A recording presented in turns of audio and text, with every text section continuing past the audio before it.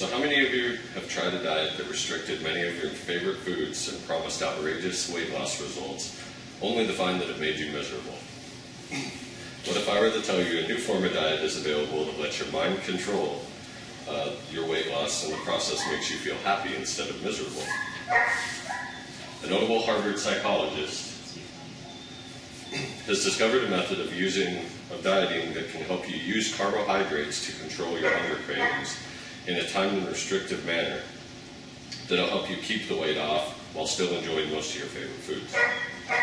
Because it's hard for so many people to stick to restrictive diets, it's important to find better alternatives. It's also important to find alternatives that can be used long term.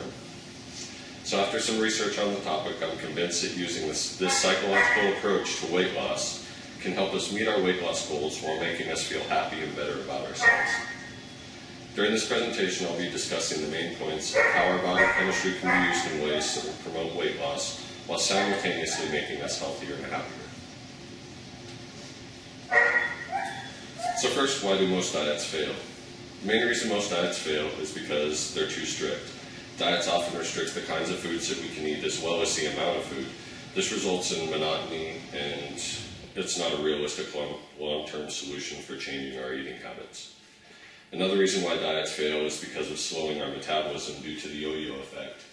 Basically what the yo-yo effect means is when you starve your body of the carbohydrates that it needs, it'll slow down your resting metabolism rate, which means you burn less calories while you're resting.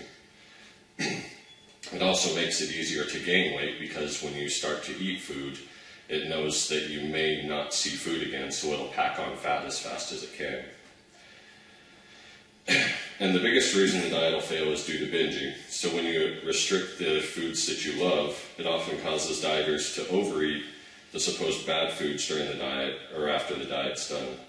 Binging combined with the lower metabolism from the yo-yo effect means that you'll pack on pounds twice as fast. And it's also damaging physically and mentally to see that all of your weight loss goals have disappeared after one night of binge eating.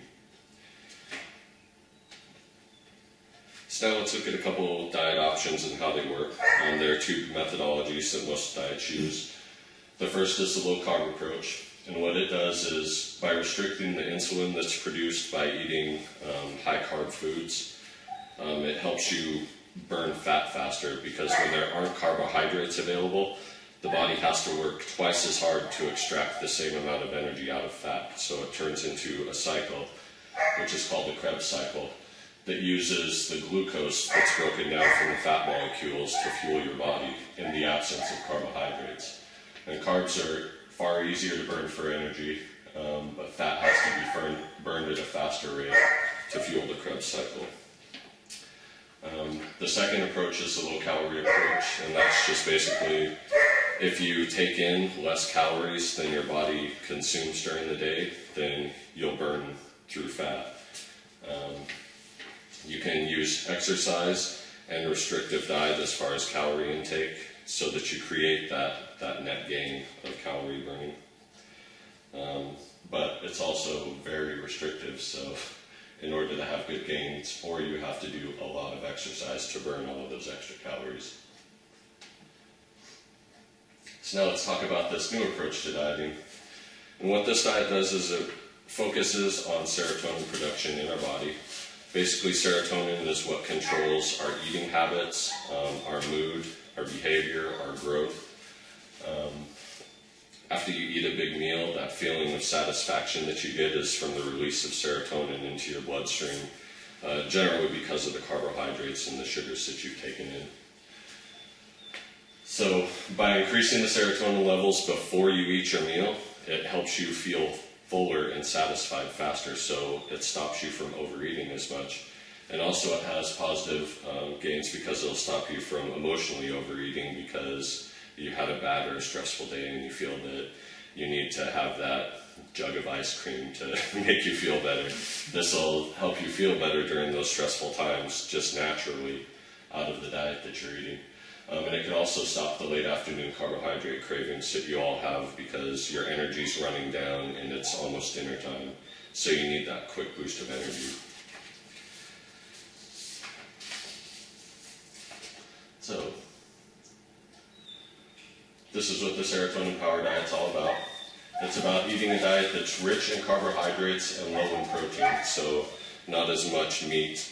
It's mostly vegetables, but it also introduces, you'll have a couple of snacks during the day that can be from a candy bar or something sugary to give you that quick boost of energy. And then the increased serotonin works by secreting insulin, which assists in amino acid completion, which means you burn the energy more efficiently. Your body has the energy that it needs.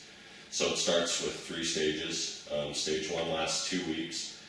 You get 3 high-carb, low-fat, low-protein meals and 3 snacks during the day. And then once you move into stage 2 for 6 weeks, you increase your protein intake at dinner. It's still going to be low-fat protein, so like chicken or fish. And then you decrease protein at lunch, and you cut down to 2 snacks per day. Then once you get into stage 3, which is 4 weeks, you maintain the carbohydrate and protein intake, and then you eat 1 snack per day.